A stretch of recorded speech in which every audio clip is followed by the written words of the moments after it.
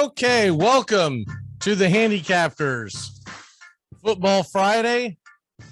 If you tuned in a second ago, I do apologize.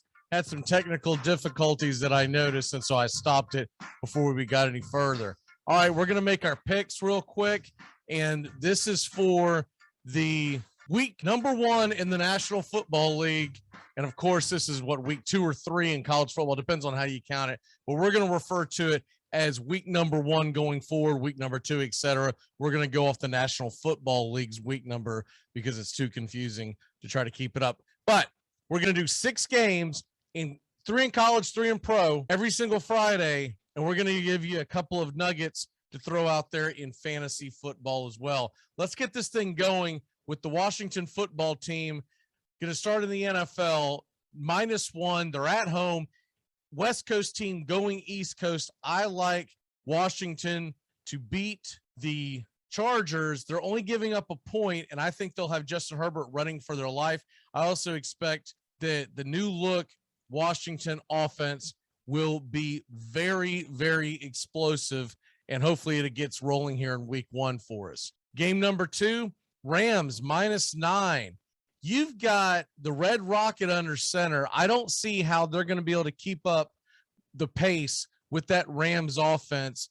The Bears defense was a little suspect last year. They made some market improvements, but I just don't think they're going to be able to hang with them. And 9 points, though normally a lot in the National Football League, a Sunday night game in Los Angeles. If this team is for real, the Rams should roll. And then the third game that I like, the Minnesota Vikings giving up 2.5 on the road.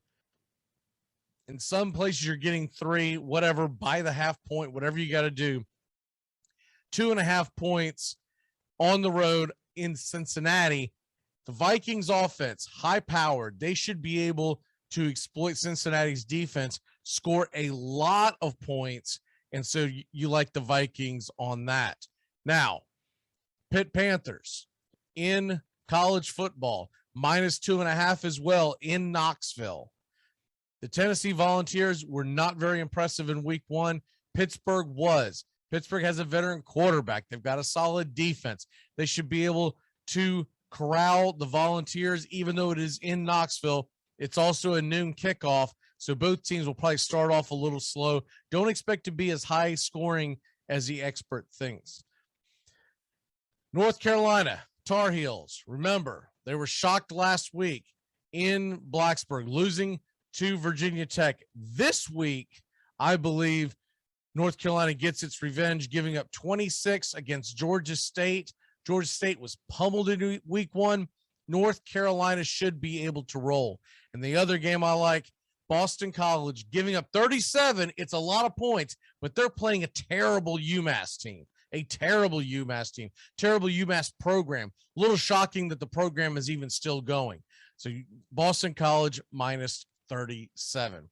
And as far as fantasy football goes, let's go ahead and dive into that. What are the main things everyone is freaking out about right now? Well, it's the number 1 with the bullet is Gus Edwards and his injury. So if you got hit with him, and let's say you were at work or whatever, you didn't have a chance to jump on his backup Tyson Williams or even possibly a fill-in at Le'Veon Bell. Who are some guys that you can stream in fantasy football to kind of help you out this week? I've got a couple names for you, and we'll go from there. Now, obviously, we're going to throw out Tyson Williams, but he has probably been scooped up in most leagues. By now, everyone has jumped on him, and they've jumped on him with the absolute quickness. One of the guys that I like, if you're in a desperate situation and you're wanting to stream, if it's a full PPR league, take a chance on David Johnson. That game should be a game where the Jacksonville Jaguars and the Houston Texans, 2 defenses that have not been very impressive, should be a fairly high-scoring game. And although they're telling you that it's Lindsey and it's Ingram and it's Johnson, we all know man-to-man, David Johnson is still the most talented running back in that backfield. Now, obviously, if you have better choices, run them. But I'm talking about it in a desperate situation. You're looking for a flex play in deeper leagues with a full point PPR. That could be an option for you. We'll throw one more out at you. look, you're looking at a couple of games out there that could get high scoring, right? Now, one of the games that I like, the Seattle game, Seattle versus Indianapolis, should be a fairly high scoring affair. And I believe that Indianapolis should be playing from behind. And they like to throw to their running back. They like to dump it down. That's one of the trademarks of this Indianapolis offense. And of course, when their head coach was in Philadelphia dialing up Super Bowls, they did the same thing. One of the players that they were big on until the injury was Naheem Hines. Full point PPR, deeper leagues, that could be a get. Throw one more out at you. And what should be a shootout, Chase Edmonds at the Tennessee Titans. But keep an eye on the injury for Austin Eckler. If he does not go, you might want to have Justin Jackson in your chamber. He would be a good play, a good lower end flex play in a deep league as you head into a weekend where you have been decimated by injuries, especially if you are a Gus Edwards owner. Some interesting wide receivers in deeper leagues. Juju Smith-Schuster. He's ranked around 40th in most fantasy football week 1 rankings, but he should eat up a lot of targets and get the receptions in the shorter passing game with the Pittsburgh Steelers against that Buffalo defense. Juju Smith-Schuster, who was going pretty late, is ranked around 40th this week. He should have a decent game. Keep an eye on him. Another guy who's ranked around 50th, Jacoby Myers. He now has a legitimate quarterback.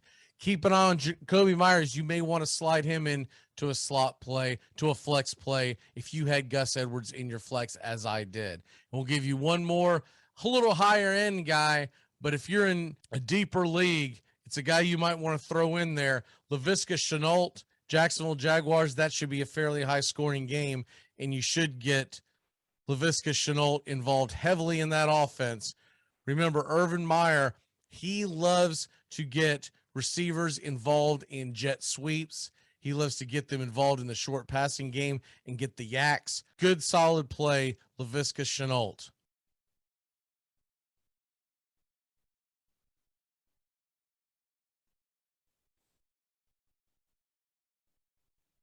We'll throw you 2 quarterbacks.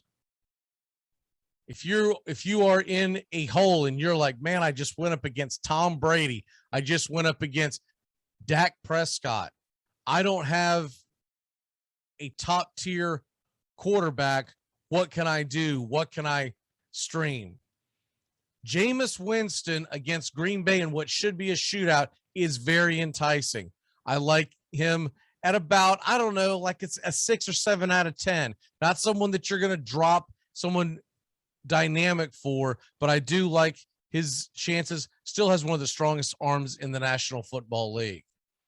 And one more guy that could be a good get. He's ranked about 15th on most quarterbacks. He is an available free agent in a lot of leagues. Is Kirk Cousins. Kirk Cousins, he's at Cincinnati. He should be able to light it up. We're going to go ahead and get out of here. Have a great Football Friday. We'll see you Saturday, 8:30 a.m. Eastern. Sunday, 10 a.m. Eastern. Saturday, it's Dixie Football Nation. We go heavy into college football and we talk the spreads. And then in the NFL on the Sunday morning Handicappers at 10 a.m. to noon Eastern, we talk nothing but the spreads, fantasy football, and of course, your DFS. Have a great day, y'all. Please like and subscribe today.